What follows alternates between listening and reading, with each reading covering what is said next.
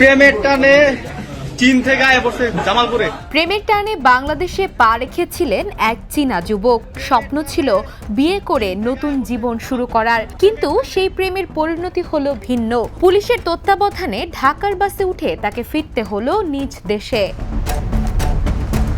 চীনা যুবক ওয়াংদাং এর সঙ্গে জামালপুর সদর উপজেলার এক তরুণীর পরিচয় হয় মাত্র এক মাস আগে সামাজিক যোগাযোগ মাধ্যমে। কথোপকথন থেকে ধীরে ধীরে গড়ে ওঠে প্রেমের সম্পর্ক। এক পর্যায়ে বিয়ের প্রতিশ্রুতি দিয়ে এক মাসের ভ্রমণ ভিসা নিয়ে বাংলাদেশে আসেন তিনি। স্থানীয় বাসিন্দা ও পুলিশ সূত্র জানায়, সোমবার সকালে হযরত শাহজালাল আন্তর্জাতিক বিমানবন্দরে নামেন ওয়াংদাং নামের সেই যুবক। সেখান থেকে তরুণী ও তার ভ্যান চালক বাবাকে সঙ্গে নিয়ে সরাসরি চলে যান তরুণীর গ্রামের বাড়িতে। বিদেশি যুবককে দেখতে এলাকায় কৌতূহলী মানুষের ভিড় জমে যায়।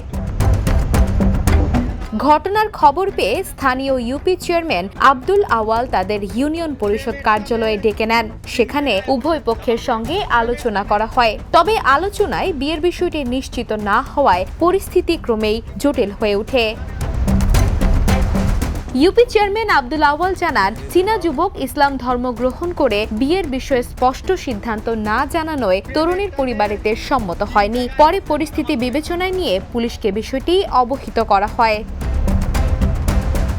এক পর্যায়ে ওয়াংদাংকে পুলিশের হেফাজতে নেওয়া হয়। মঙ্গলবার তাকে নিজ দেশে ফেরত পাঠানোর সিদ্ধান্ত নেওয়া হয়। পুলিশ পাহারায় তাকে ঢাকার উদ্দেশ্যে বাসে তুলে দেওয়া হয়। Desk report, the news.